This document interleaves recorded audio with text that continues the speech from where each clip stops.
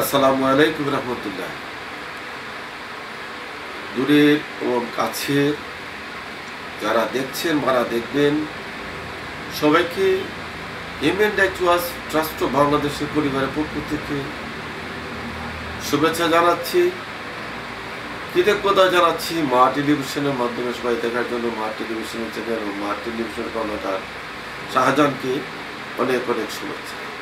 সুপ্রিয় দর্শকবৃন্দ, আপনারা জানেন বিগত স্বৈর শাসনে 15 বছরে মানুষকে নিষ্পেষিত হয়েছিল, শত শত মানুষকে গৃহবন্দী গুম খুনের শিকার হতে হয়েছে। বৈষম্য বিরোধী আন্দোলনের ছাত্র জনতার উপর নির্বিচারে গুলিবর্ষণ যে আমরা এখন দেখছি, তখন হয়তো ইন্টারনেট বন্ধ থাকে আমরা পাই নাই। এখন যা দেখছি প্রত্যেকটা লোকে বিবেক পালনে শিহরিয়ে উঠতেছে, কিভাবে ধরে ধরে গুলি করতেছে। একটা গণহত্যা ছয় ভয়াবহ জিনিসটা।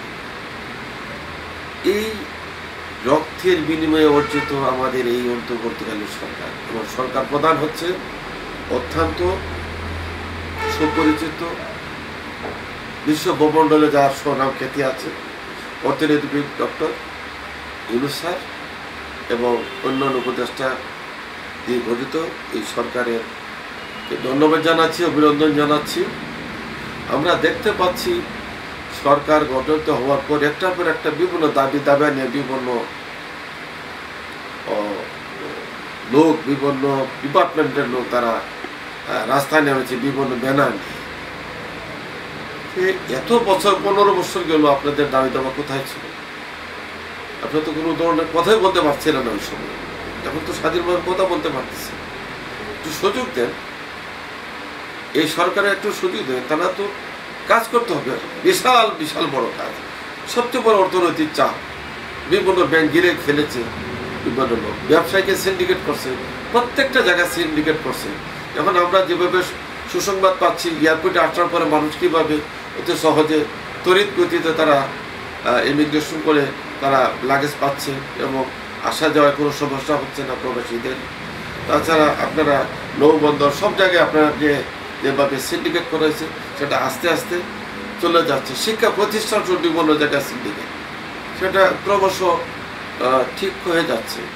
এবং আমরা দেখতে পাচ্ছি এই ভিজিট এরিয়ায় শ্রমিক অসন্তোষ, এটা কৃত্রিমভাবে এটা করা হচ্ছে, সেটাও প্রতিহত করার চেষ্টা করতেছে বাংলাদেশ গর্বিত সৈনিক সহ বর্তমান সরকার আন্তরিকভাবে কাজ করে যাচ্ছে। এবং আপনারা জানেন একটা বিশাল একটা ঘটনা ঘটেছিল এই গত স্বৈরাচার সরকার দেশে আসার পরে। আমি তো জানেন বাংলাদেশ সেনাবাহিনীর একজন গর্বিত সৈনিক।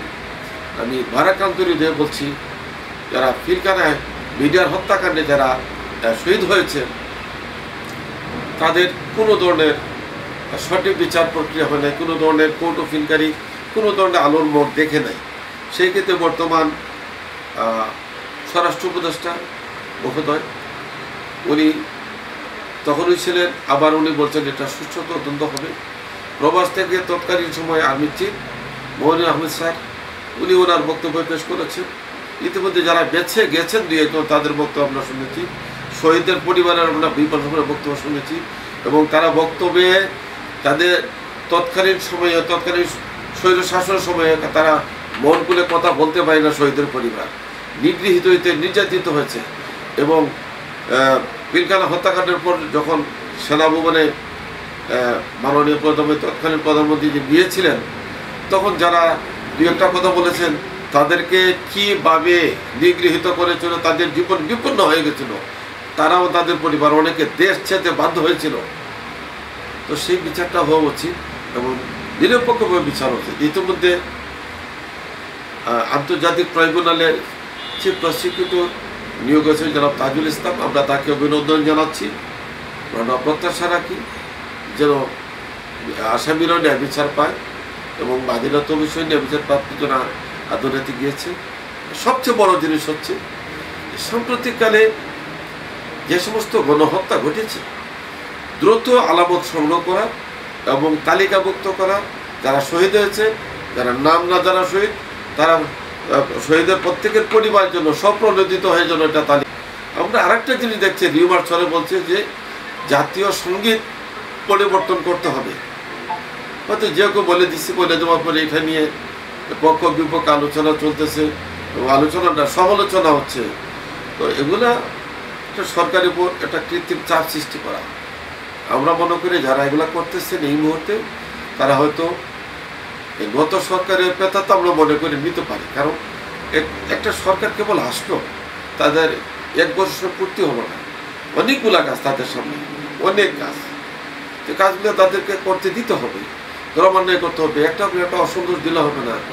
কিছুদিন ধরো আনসারদের একটা বিদ্রোহ হয়ে সেটা দমায়িত হয়ে গেছে, আবার শ্রমিকদের একটা ঝামেলা সৃষ্টি হয়েছে, সেটা আস্তে আস্তে বাংলাদেশ সেনাবাহিনী গর্বিত সৈনিকরা তারা টেকল দিচ্ছে, ক্রমাগতভাবে কাজ করে যাচ্ছে, বিরামহীনভাবে কাজ করে যাচ্ছে।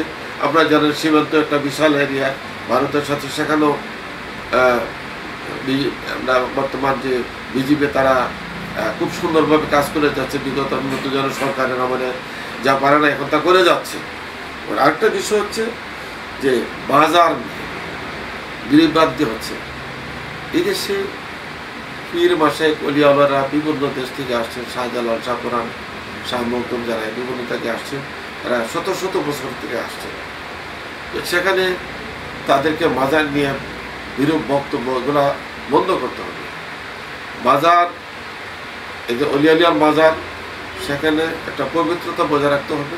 হ্যাঁ, পাশাপাশি সেখানে যেন মাজারের পবিত্রতা নষ্ট না হয়, অনিসলামিক কোনো কিছু যেন সেখানে না ঘটে। সেখানে বাজার কর্তৃপক্ষ তথা স্থানীয় প্রশাসন এটা দেখতে হবে। তবে এই বাজার নিয়ে বিভিন্ন ধরনের কটূক্তি করা সেটাও একেবারে বরদাস্ত করবে না, কারণ আমরা আউলিয়া ভক্তি, আমরা শাহজালাল মাজারের মাটির মানুষ।